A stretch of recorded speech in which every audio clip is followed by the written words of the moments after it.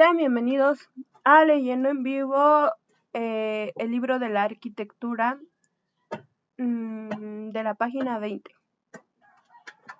El vínculo entre el cielo y la tierra, el Zigurat. En contexto. Enfoque: el nacimiento de la arquitectura. Antes, 5 milenios antes de Cristo. Por toda Mesopotamia actual, Irak, se erigen templos sobre plataformas elevadas. 4 milenios antes de Cristo. Se funda Uruk en Mesopotamia, una de las primeras ciudades del mundo y lugar donde se construyó un gran zigurat. Después, 331 a.C., Alejandro Magno, rey de Macedonia, de 336 a 323 a.C., toma la ciudad de Babilonia en Mesopotamia y descubre en su zigurat en ruinas. 1975 se construye en Bagdad, la capital de Irak, el palacio de Al-Saqura en forma de zigurat, en el estilo brutalista surgido de la década de 1950 y caracterizado por el empleo de formas geométricas y hormigón expuesto. Después de crear refugios, o quizá en algunos casos incluso antes, en las sociedades antiguas se construyeron edificios con fines rituales o religiosos. A los pilares y cimientos circulares de hace 11.000 años, desenterrados en Göbekli Tepe, Turquía, se les atribuye algún tipo de función religiosa, como a los numerosos megalitos, literalmente piedras grandes, y círculos de piedras del Neolítico tardío 6.400-4.500 a.C., que se encuentran por toda Europa. Algunos conjuntos de prehistóricos fueron desde luego monumentales, pero la verdadera arquitectura comenzó en la cuna de la civilización, la antigua Mesopotamia, en la que actualmente es Irak, donde se construyó monumentos y refugios de formas técnicas y estéticamente deliberados. La Mesopotamia monumental, los pueblos de Mesopotamia inventaron la escritura, los numerales. Los muros de adobe de las plantas de zigurat se inclinan hacia adentro, dirigiendo la mirada hacia arriba del templo superior, que se creó que los sacerdotes empleaban para realizar rituales, entrada del punto donde convergen las escalinatas. Escalinata central. Muro de adobe en pendiente. Astronomía y la rueda fueron los primeros en construir ciudades planificadas. Un rasgo destacado de estas ciudades en zigurat, enorme estructura piramidal formada por plantas de tamaño progresivo menor desde la base. Cada zigurat forma parte de un complejo de templos que incluía otros edificios. Los arqueólogos han fechado los zigurats más antiguos, entre los que destaca el de Tepe Siak, en las afueras de Kashan, en Irak, alrededor de 3000 a.C. Materiales y diseño. El material de construcción más abundante en la región era el barro, y los zigurats se construyen con adobe, con un recubrimiento exterior de ladrillo cocido de mayor calidad, con frecuencia vidriados en distintos colores, dispuestos en patrones. Los zigurats de entre 2 y 7 plantas se consideran morada de las deidades a las que estaban dedicados los santuarios de la planta superior. A estos se accedía por escalones externos, en algunos casos dispuestos de manera que había que rodear cada plataforma para acceder a la planta siguiente. Los sucesivos niveles probablemente simbolizaban la distancia entre el mundo de los mortales y el ámbito divino. Solo los sacerdotes y soberanos tenían permitido acceder al santuario en lo alto de la estructura. El zigurat de Ur, así como cada faraón del imperio antiguo de Egipto, hizo construir una pirámide. Todos los grandes reyes mesopotámicos construyeron zigurats. El de Nabucodonosor en Babilonia, posible inspiración del relato bíblico de la construcción de la Torre Babel, fue uno de los mayores, aunque los daños y la erosión a lo largo de los siglos lo redujeron a los meros cimientos. El mejor ejemplo conservador es el zigurat de Ur, que se encuentra cerca de la ciudad de Nasiriyah, en el actual Irak, dedicado a Nana, dios de la luna. Fue construido alrededor de 2100 a.C. y luego reconstruido a conciencia en el siglo IV a.C. En la década de 1980, el presidente iraquí Saddam Hussein encargó realizar la restauración de la fachada y la escalinata. Zigurats actuales. El diseño antiguo del zigurat continúa siendo un arquetipo popular en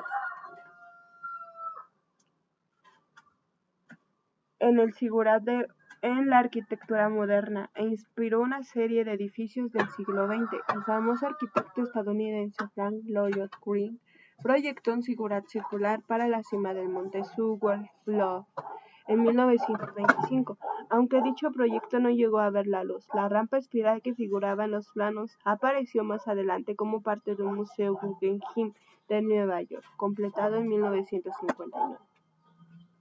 De escala monumental, el zigurat de Ur medía 64 metros de largo y 45 metros de ancho, y se cree que su altura superaba los 30 metros.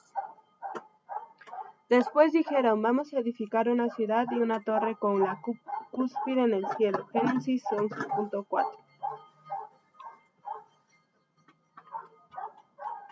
Mayor de lo que las palabras pueden decir, la pirámide. En contexto. Enfoque. Desarrollo de la pirámide. Antes, 3200 a.C., New Grange. Gran túmulo funerario circular de capas de piedra y tierra. Se erige el actual condado de Meath en el este de Irlanda. 2868 a.C. La unión del Alto y Bajo Egipto, posiblemente por el faraón Zoser, inicia un periodo de innovación arquitectónica. ¿Iba a llegar temprano o tarde? ¿Cuándo? Uy, No sé. Después, 921, ¿por qué? ¿Piensas que ya se vino? 944 después de Cristo. Se erige una pirámide escalonada de 5 plantas en Konker en el Imperio Jemer, Camboya. 1551 se completa la torre de la Catedral de Oviedo, España. ¡Cállate, perro! Remata por una pirámide octagonal. 1930 acaban las obras de mausoleo del líder soviético Vladimir Lenin. 1870-1924, que recuerda la pirámide escalonada de Zoser en Egipto. 1993, el Luxor Casino y Hotel de 30 plantas en forma de pirámide gigante abre en Las Vegas, Estados Unidos. Las pruebas arqueológicas indican que los primeros zigurats del sur de Mesopotamia construidos hacia 3000 a.C. son unos 300 años anteriores a las primeras pirámides del Antiguo Egipto. Sin embargo, los egipcios establecieron un sofisticado vocabulario de elementos y estilos arquitectónicos que tendrían una profunda influencia en muchas de las civilizaciones.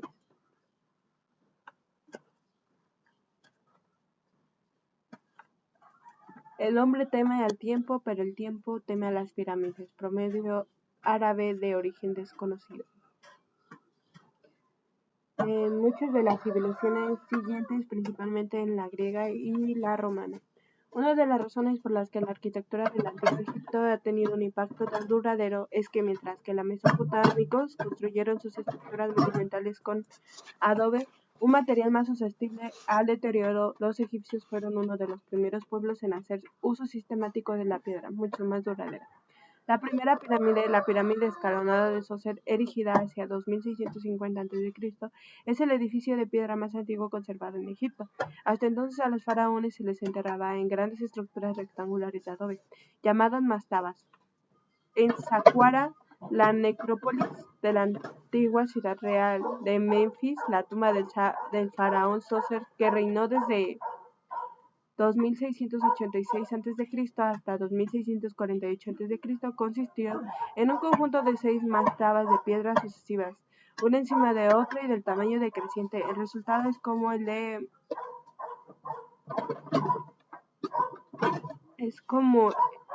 esbozo escalonado y prototípico de una pirámide. Puede que la novedad de dicha estructura convenciera al arquitecto de emplear piedra, uno de los grandes recursos naturales de Egipto y más resistente que el material constructivo convencional.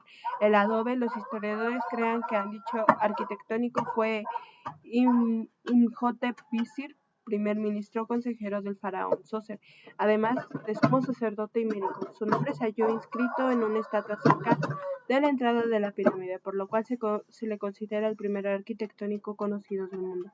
Fue dedicado por sus dotes sanadoras unos 2000 años después de su muerte.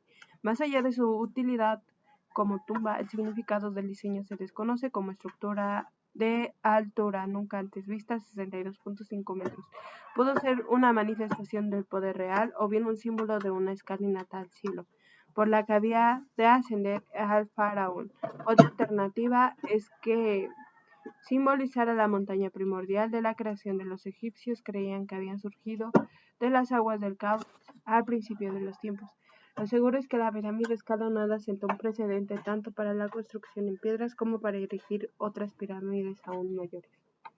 Perfeccionamiento de la pirámide. La construcción de las pirámides de Egipto progresó por el método de prueba y error.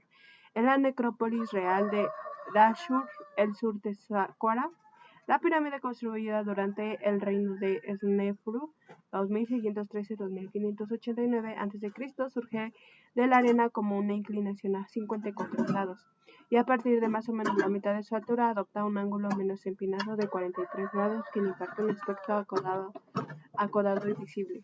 Los arqueólogos interpretan esto como prueba de que el ángulo inicial hacia la pirámide era inestable, lo cual corrigieron los constructores sobre la marcha en la parte superior. La Gran Pirámide de Giza está hecha de piedra pulida y perfectamente ensamblada. Heródoto, historiador griego, siglo V a.C.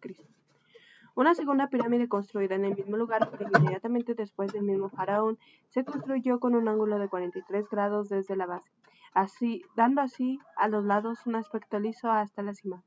En cualquier caso, la perfección de la forma piramidal se alcanzó en la meseta rocosa de Giza, a escasa distancia del norte de Saqqara, donde el faraón del imperio antiguo Yufu o Keops, que se cree reinó durante unos 30 años desde aproximadamente 2589 a.C., mandó a erigir la Gran Pirámide de Giza. Construida alrededor de 2550 a.C., solo 100 años después de que la pirámide escalonada de Djoser, el monumento de Keops, con 146.6 metros, tenía originalmente más el doble de la altura de su predecesor. Diseño refinado. Además de su extraordinario tamaño, la Gran Pirámide de Giza era muchísimo más sofisticada en su ejecución que las precedentes. Los canteneros de Saqqara apenas estaban empezando a aprender a trabajar la piedra. Los de Giza lo hicieron con precisiones asombrosas. Las 4 esquinas de la base de la Gran Pirámide de Giza están alineadas exactamente con los puntos cardinales, con una precisión de una 12ª parte de grado. Cada uno de los lados mide 230 metros, con una variación máxima entre ellos de solo 4.4 centímetros. La Gran Pirámide de Giza la forman unos 2.3 millones de bloques de piedra. Cada uno de las 2.5 toneladas, los bloques mayores usados por el techo de las cámaras en lo profundo de la pirámide, pesan hasta 80 toneladas. Hoy, los 203 millones de grandes bloques de piedra caliza que componen la estructura tienen un aspecto vasto, pero originalmente estaban revestidos con los paneles de piedra caliza pulida tan ajustados que sus juntas eran de anchura inferior a la de una tarjeta de crédito, lo cual daba al exterior un aspecto completamente liso y blanco. La Gran Pirámide de Giza se alza junto a otras 2 grandes pirámides, entre otras muchas menores, y cada una de las 3 mayores fue originalmente parte de un grupo de estructuras que incluían templos, santuarios y calzadas. La escala, masa y precisión geométrica de la Gran Pirámide de Giza y la enigma de su construcción en relación con las estrellas hacen de ella un hito arquitectónico que sigue cautivando hoy en día. Las difusiones de las pirámides. En Egipto siguieron construyéndose pirámides durante unos 400 años después de la construcción de la Gran Pirámide de Giza, aunque fueron estructuras cada vez menores y se dedicó mayor atención a la decoración de los templos asociados a las pirámides. La última pirámide notable se construyó hacia 1525 a.C. y para ese entonces se habían abandonado como enterramientos reales debido a la creciente actividad de los saqueadores encargada en Hawara por el faraón del Imperio Medio. Escala comparativa de las pirámides. Desde la construcción de la pirámide escalonada de Djoser hacia 2650 a.C., ella mismo en un desarrollo de la mastaba. El tamaño de las pirámides egipcias aumentó hasta culminar en la Gran Pirámide de Giza hacia 2550 a.C. Mazatlaba tumba. Pirámide escalonada de Saqqara. Pirámide de Meidum. Pirámide acodada de Dashur. Pirámide roja de Dashur. Gran pirámide de Giza. Pirámide de Kefret. Pirámides mesoamericanas. Las pirámides tienen un lugar destacado en la arquitectura mesoamericana antigua. No eran pirámides puras de lados lisos al estilo egipcio, sino más parecida a zigurats, con escalinatas procedenciales en las 4 caras hasta el templo situado en la cima. En la cima llana. Se construyeron en el centro de las ciudades aztecas y mayas y no alejadas de las poblaciones grandes como en Egipto. En Teotihuacán, México, que fue la mayor ciudad de la América precolombina en los primeros siglos de un milenio. La pirámide del Sol se contempló alrededor de 200 después de Cristo y la pirámide de la Luna hacia 400 después de Cristo. También en México, la Gran Pirámide de Cholula, iniciada en el siglo III a.C.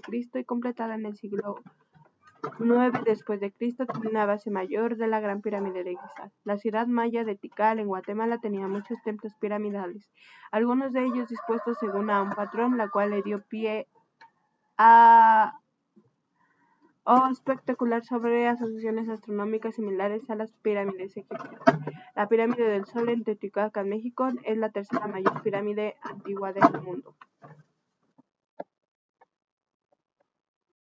Las 3 grandes pirámides de la necrópolis real de Giza son las de Micerino en primer plano, Crefe en centro, con el revestimiento de la parte superior conservado, y Keops o Gran Pirámide de Giza de atrás. Amenemhat III, 1854-1808 a.C., tenía túneles que acababan en callejones sin salidas, accesos ocultos en el techo de los pasillos y pasajes tapados por grandes bloques de piedra. Todo ello para frustrar las tentativas de potenciar ladrones de tumbas. Los egipcios acabaron optando por excavar las tumbas reales en las paredes rocosas de valle y barrancos con las esperanzas de mantener secreta su localización. Con toda la forma icónica de la pirámide conservaba su atractivo y entre aproximadamente 300 a.C. y 3000 después de Cristo volvió a florecer en el reino niblo de Kush, en lo que hoy es norte de Sudán. Durante esa época se construyeron unas 50 pirámides nubias menores que las egipcias y de lados más empinados en una necrópolis junto al río Nilo.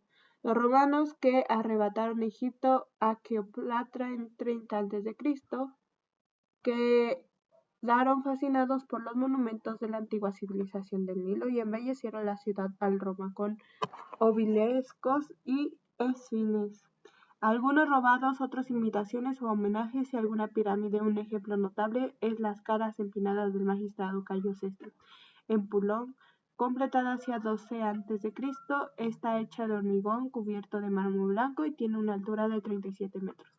Diseño poco práctico. Las pirámides son creaciones asombrosas, pero guardan escasa relación con las estructuras de la historia posterior de la arquitectura. Esto puede deberse a lo poco prácticas que son como tipo constructivo por sus lados inclinados, incapaces de soportar peso. En consecuencia, son pocos los ejemplos de las pirámides modernas. La pirámide de vidrio y acero en el patio del Louvre en París, Francia, diseño del arquitecto sino-estadounidense Pei en 1984, resulta impactante, pero es poco más que una estructura a modo de claraboya que cubre el vestíbulo subterráneo. Proporción, fuerza y belleza. La columna. La columna. Enfoque. La columna y las órdenes clásicos. Antes de 4800 a.C. se erigen edificios con tejados de paja soportados por columnas de madera en lugar del yacimiento neolítico de Bando en la actual China. 4000 a.C. uso de troncos de palmera como soporte estructural en edificios de Mesopotamia. Después, 113 después de Cristo, se erige la columna de Trajano en Romana. En su fuste, un friso espiral de 30 metros representa las victorias militares del emperador sobre los dacios. 360, consagración de la antigua Basílica de San Pedro en el emplazamiento de la actual Basílica en Roma. Incluye un altar con columnas salmónicas de fuste helicoidal. 1554, el italiano Andrea Palladio, cuya obra retomó el interés por los principios clásicos, diseña Villa Foscari, cerca de Venecia, con un pórtico de columnas jónicas. 1793 se pone la piedra angular del edificio del Capitolio en Washington, D.C., de estilo neoclásico y columnas de orden continuo. La gran sala hipóstila de Jarnac consiste en 12 columnas de capitel de altura superior a los de alrededor, formado en un área central de bóveda. La columna, elemento estructural para soportar tejados o dinteles, permite a los constructores cerrar grandes espacios sin emplear sólidos muros. Estos soportes verticales se hicieron primero con troncos de árboles, ramas grandes o piedras de la forma adecuada. Las columnas talladas y uniformes fueron un elemento arquitectónico específico en la antigüedad. Entre los griegos y los romanos se convirtieron en el elemento vital de las órdenes o estilos arquitectónicos que dicten determinadas reglas para impartir armonía y belleza a los edificios. El historiador de la arquitectura británico John Summerson llamó a los órdenes la gramática de la antigüedad. Columnas antiguas. Egipto conserva restos estructurales que se cree incluyen los ejemplos más tempranos de las columnas que se conservan en Saqqara, necrópolis de la antigua ciudad de Memphis. Los arqueólogos reconstruyeron partes de un gran complejo funerario amurallado que incluye una columnata de 20 pares de fuego erigidas alrededor de 2650 a.C. Son una muestra de lo temprano que los canteros tradujeron a la piedra lo anterior arquitectura egipcia de adobe, madera y tallos vegetales. Las acanaladuras talladas en las columnas de Saqqara les daban el aspecto de heces de juncos. Los egiptólogos creen que originalmente estaban pintadas de verde, lo cual acentuaría ese vínculo con los materiales orgánicos antes usados. También creer que el tejado de piedra sostenido por columnas estaba tallado para imitar troncos de árbol. Alrededor de 2000 a.C., los egipcios habían dejado ya de tratar la piedra para asemejarla a materiales orgánicos y la estimaban por sus propias cualidades naturales. Construyeron templos excavados en paredes de roca con columnas de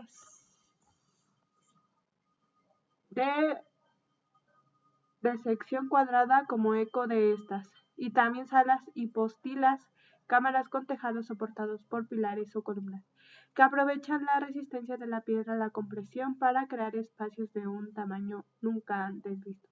En la gran sala hipóstica 1220-1224 a.C. del complejo de los templos de Kamak, en Tebas, capital del antiguo Egipto, en su apogeo en un bosque de 134 columnas, algunas de hasta 24 metros de altura, creaba un vasto espacio interior. Sus capiteles, los remates de las columnas de latín caput cabeza, se tallaron imitando la forma de los tallos de papiro.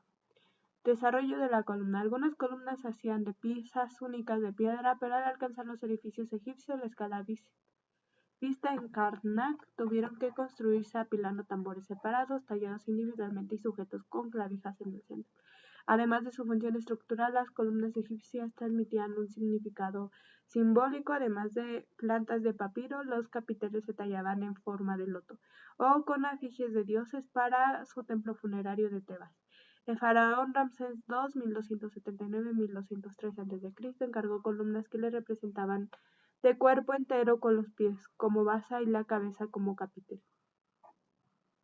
Las columnas egipcias representan también grabados o pinturas de jeroglíficos o ambas cosas. En Europa, los minoicos de Creta, la primera civilización avanzada del continente, adoptaron influencias del antiguo Egipto a través del comercio, pero desarrollaron un estilo de columna propio que combinaba troncos con bases y capiteles de piel. Estas abundan entre los restos del palacio de Knossos, 1650-1450 a.C., hechas con troncos de cripes invertidos de manera que son más anchos por la parte superior que la base. La influencia egipcia es aún más clara en Persépolis, en el actual Irán, donde las persas emplearon columnas profusamente decoradas. El rey Daría 522-486 a.C. mandó construir este capital ceremonial donde aún permanecen restos de la llamada Sala de los 100 columnas, con capiteles en formas de cabeza dobles de toro. Los órdenes clásicos a partir del siglo VII a.C., los arquitectos griegos, influidos por lo que habían visto los comerciantes en Egipto, comenzaron a sustituirla. Consideremos el gran acontecimiento arquitectónico que supuso que abrieron los muros y agradecieron las columnas. Louis Kahn, arquitecto estadounidense, 1901-1974. Desde el tercer milenio antes de Cristo, en el antiguo Egipto se construyen grandes estructuras de piedra y también con columnas. Los antiguos griegos, influidos por Egipto, comienzan a sustituir la madera por piedra y a desarrollar nuevas órdenes. El orden dórico sigue una serie de reglas acerca de las características y proporciones de la arquitectura. El orden jónico se desarrolla en la costa de Asia Menor y se exporta a la Grecia continental. Un tercer orden, el corintio, deriva del jónico. Los romanos adoptan las órdenes arquitectónicos griegos y crean otros dos tipos del toscano y el compuesto.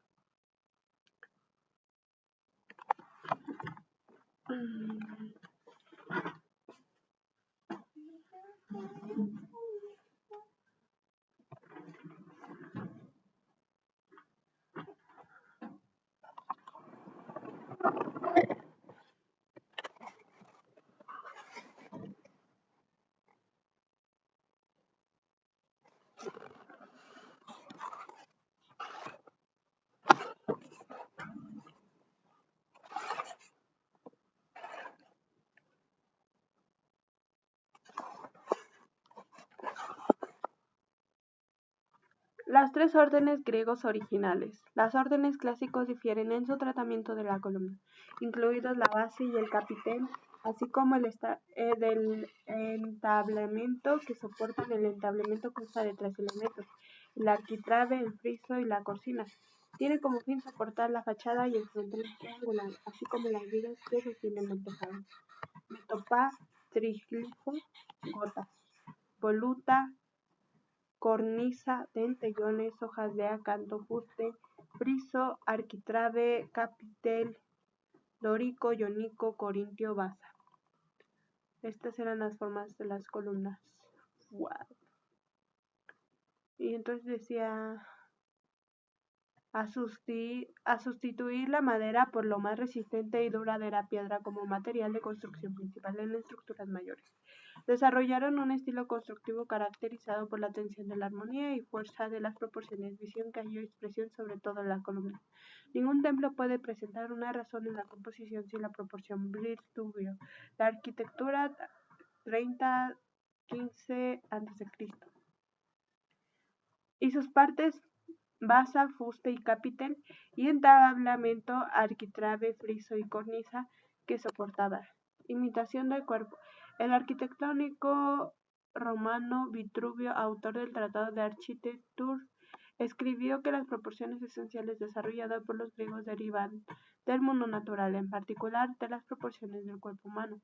Como hay una exacta razón en los miembros del hombre bien formado, explica Vitruvio, en los edificios perfectos, las diferentes partes deben estar en relaciones simétricas exactas con el esquema general completo.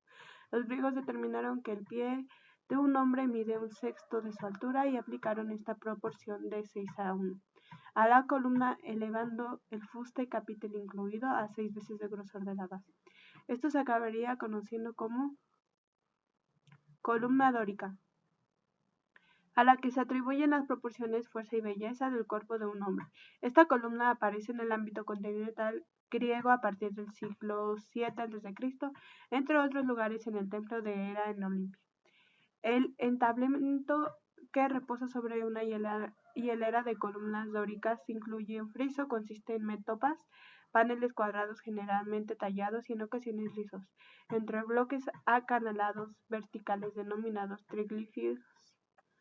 Bajo cada triglifio hay una hilera de gotas, pequeños elementos troncocónicos que probablemente representan las clavijas usadas para sujetar las vigas de madera de los tejados previos. El uso de piedra. Vitruvio escribe que los griegos, cuando construyen un templo a la diosa Artemisa, buscan reflectar en la jerarquía su feminidad. Introdujeron una columna con una proporción más esbelta de 8:1. Añadieron una base decorativa de la que carecía el dórico y un capitel elaborado con volutas que evocan ondas de cabello de una mujer. El fuste tenía un acanalado vertical suave en llamadas flautas, como los pliegues de ropa, un rasgo que representa también algunas columnas dóricas en palabras de Vitruvio.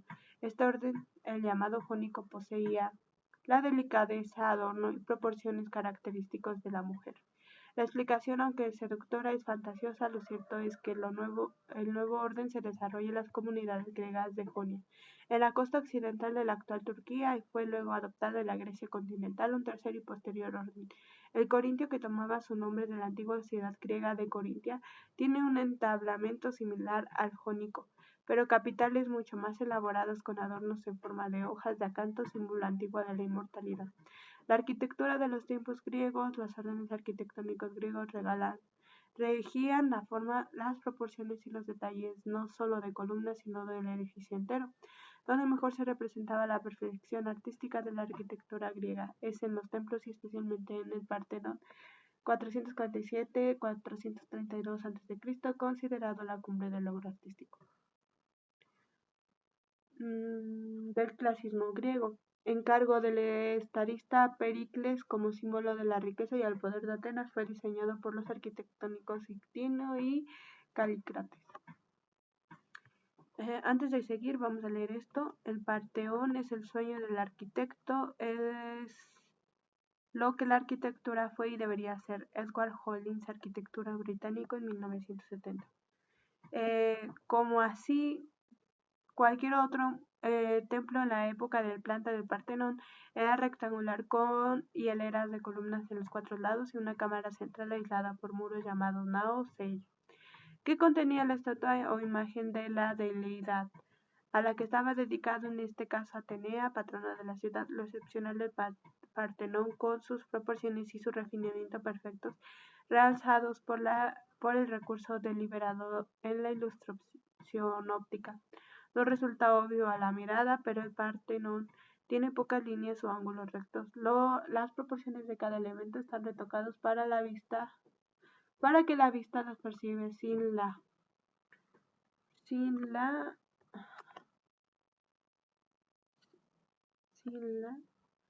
y luego leemos esto. Las columnas dóricas de la fachada del Partenón se inclinan levemente hacia adentro para parecer perfectamente verticales vistas desde el llano de abajo, sin la distorsión del ojo humano, con un efecto de grandeza. Por ejemplo, las columnas son ligeramente más anchas por el centro, para evitar que esa parte parezca estrecharse al verles desde lejos y se incline levemente hacia el centro del edificio, para así parecer rectas. Y entonces le vamos a dejar en la página 32 y ahorita vamos a continuar.